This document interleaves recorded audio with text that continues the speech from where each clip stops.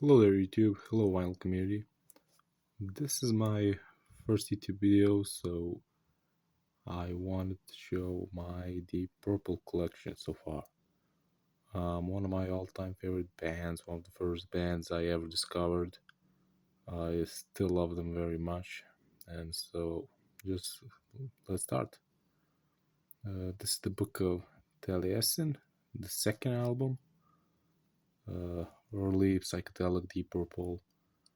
Um, Not a bad record, but not something that 50 something years later you would consider as Deep Purple.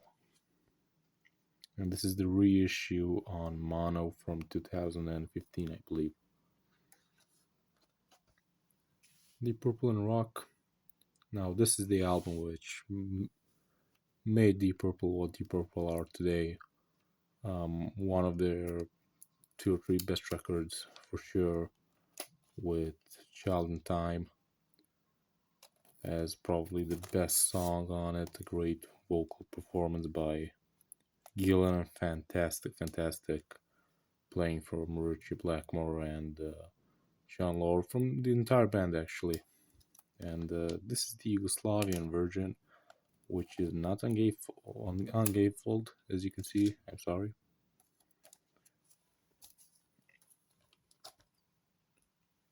Uh, Fireball.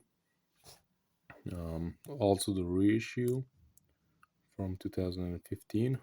A little bit weaker than in rock, I suppose, but still very good. And this is the first record in UK that reached number one by Deep Purple, and I know that because I read off the hype sticker. Machine Head. Now this is probably everybody's favorite Deep Purple album. Probably mine too. And just brilliant musicianship. I mean, Lazy is and probably my favorite track off of this, of course, you can't deny Smoke on the Water and Highway Star as well. But one of the greatest hard rock albums of all time, and for surely one of the most influential album on later hard rock and heavy metal.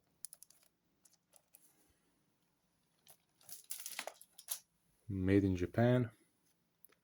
This is one of my favorite live albums, if not the favorite in general of live albums.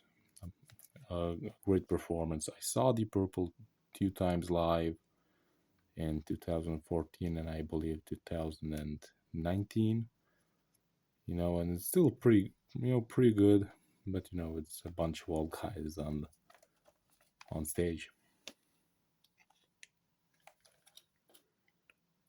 Burn, the first one with David Coverdale, fantastic album.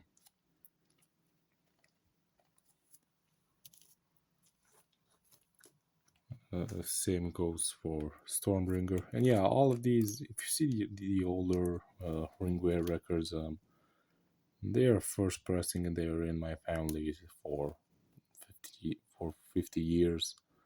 And I was thinking of upgrading some of them, but the vinyl is in fine condition, plays very well, and there's also a sentimental value to it. I mean, it's the first time I heard these albums from these records, not on YouTube or something like that.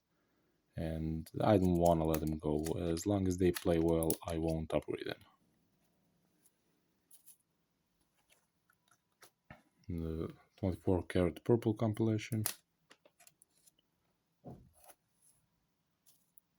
Now the album that almost nobody considers to be a Deep Purple album, and you understand why. Come Taste the Band, more of a funky record, I guess. And it's pretty weak. I don't listen to it a lot. It's just, I mean, to me, Deep Purple equals Richie Blackmore. Powerhouse, also a compilation of some live tracks previously unreleased before that record came out in '77. This is the Greek pressing. And I know a lot of people thought, actually, some people that I know thought this was a bootleg, but it's not. It's an official release. And I don't think that this came out in the United States. It did come out in Europe. From what I saw on Discogs, Japan as well, maybe Brazil, but not that easy to find in US from what I heard. Made in Europe, also a pretty good live